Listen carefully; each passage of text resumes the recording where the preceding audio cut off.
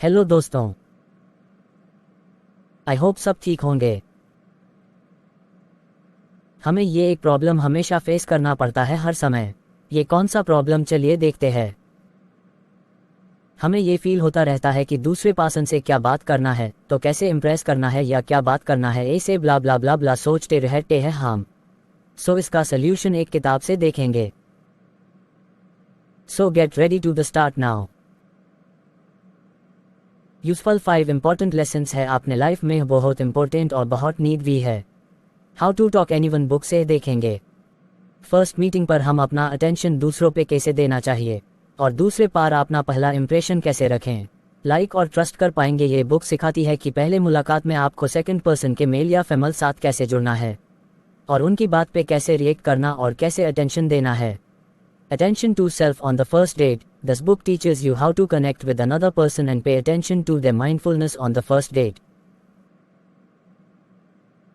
तो मेरे भाई, आप थोड़ा इमेजिन करो कि आप एक पार्क में घूमने गए हो और उस पे एक लड़की आके आपसे बात करने लगे, तो आप क्या करोगे?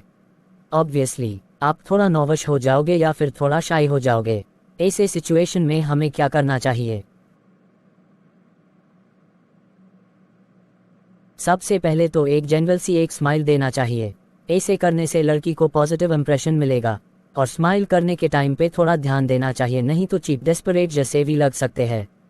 स्माइल करने से सामने वाले को थोड़ा रिलैक्स लगेगा और आप पे भी पॉजिटिव इफेक्ट पड़ेगा और वो आपसे बात करने में थोड़ा कंफर्टेबल हो जाएगी और आप भी कंफर्टेबल हो जाओगे।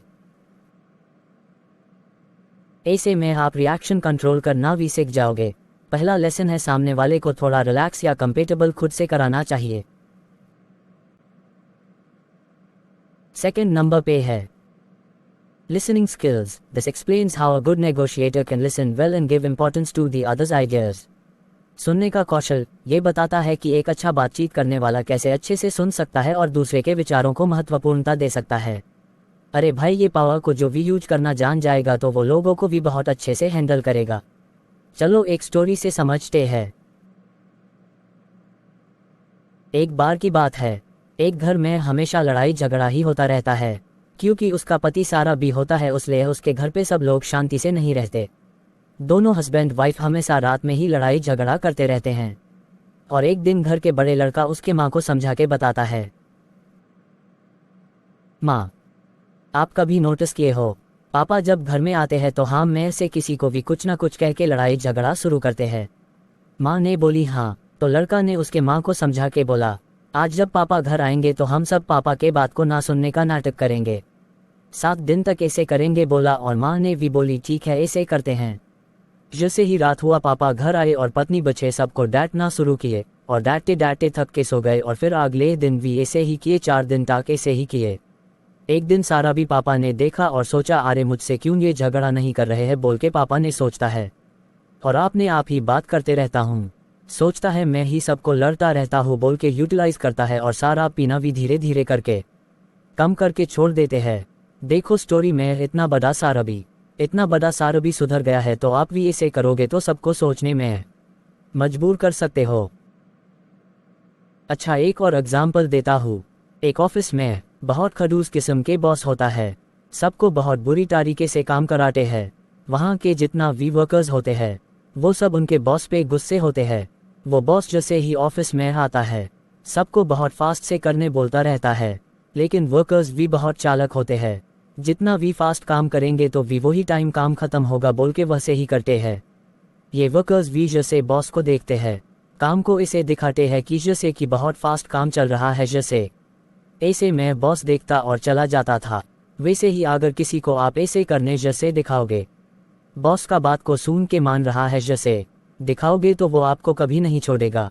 लर्निंग पॉइंट है, बात को सुनो पर खुद से डिसीजन लेना चाहिए और ध्यान रखना चाहिए कि आप खुद से डिसीजन ले रहे हो बोल के।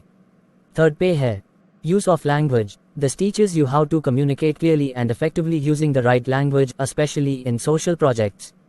भाषा का यूज, इससे आप सही भाषा का यूज करके क्लियर और इफेक्टिव संवाद कैसे कर सकते हैं, स्पेसिफिक रूप से सामाजिक परियोजनाओं में। एक्चुअली में इसका ही सब गेम है।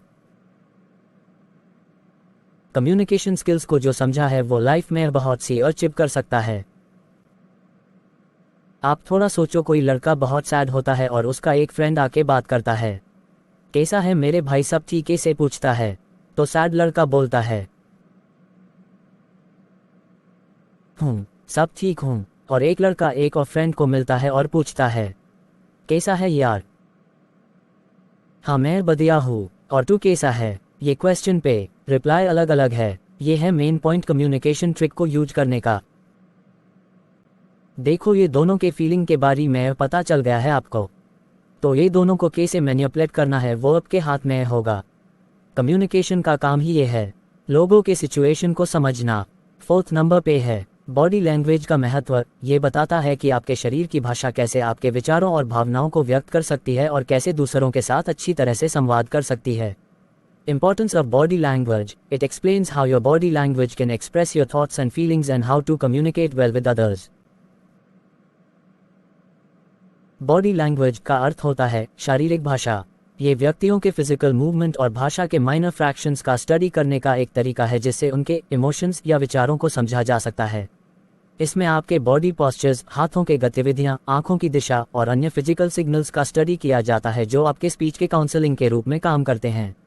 ये व्यक्तियों की भावनाओं और भावनाओं को समझने में मदद कर सकता है बिना किसी शब्द का यूज किए। देखो इसका एक बढ़िया एग्जाम्पल है पुलिस जब किसी मुजरिम को पकड़ता है, टैब प्यूकने के बाद मुझे को देखते हैं और बॉडी का मूवमेंट, फेस रिएक्शन, हैंड और लेग का मूवमेंट को नोटिस करते रहते हैं।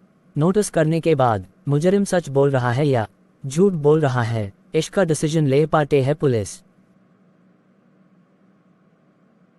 फर्स्ट में है attention of the first date, second पे है लिसनिंग स्किल्स, थर्ड पे है यूज ऑफ लैंग्वेज, फोर्थ पे है इंपॉर्टेंस ऑफ बॉडी लैंग्वेज। ये था बुक के कुछ इंपॉर्टेंट लेसन्स। ये हमें अपने अंदर अप्लाई करना चाहिए और ये सब सीखने से किसी भी काम पे या किसी बात करके अच्छे इंप्रेशन बना सकते हैं। दूसरे को जानने में और समझने में भी ये मदद होता है। ये देखो और सीखो और दूसरे जैसे इंसल्ट होने से बचो। So thank you so much. मेरे वीडियो को देखे और कुछ हेल्पफुल हुआ है तो लाइक और शेयर और सब्सक्राइब करना मत भूलना। सो बाय बाय, टेक केयर।